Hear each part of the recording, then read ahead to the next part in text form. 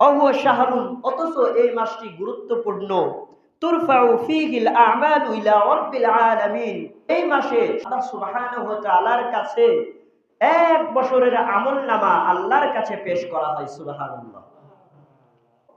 ফা উহিব্বা আন ইরফা আমালি ওয়া আনা সাইমুন, আমি পছন্দ করি এই মাসটাতে আমি বেশি বেশি রোজা পালন করি আর আমার আমলনামাগুলো আল্লাহ সুবহানাহু ওয়া তাআলার কাছে পেশ করা হোক, এমন তো অবস্থায় আমি রোজাদার।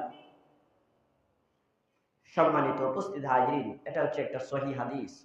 কিন্তু বাংলাদেশ, ভারত, পাকিস্তানের মানুষ কিভাবে বুঝে নিল সেই রাতটা হচ্ছে শবে বরাতের রাত?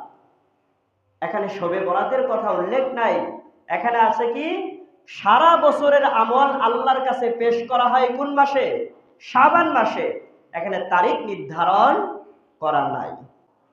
এবং হাদিস থেকে পাওয়া যায় মানুষের সাপ্তাহিক আমল, এক সপ্তাহের আমল মানুষের কাছে থেকে যে আমলগুলো করে, সে আমলগুলো সোমবার এবং বৃহস্পতিবার আল্লাহর কাছে তোলা হয়, আল্লাহর সামনে পেশ করা হয়। তাই তো রাসূল সাল্লাল্লাহু আলাইহি ওয়াসাল্লাম সোমবার এবং বৃহস্পতিবার তিনি সিয়াম পালন করতেন। তার মানে হাদিস থেকে স্পষ্ট, সাপ্তাহিক আমল আল্লাহর কাছে পেশ করা হয় সোমবার বৃহস্পতিবার, এবং পুরা একটা বছরের ইবাদতগুলো, বান্দার প্রত্যেকটা ইবাদত শাবান মাসে আল্লাহকে দেখানো হয়।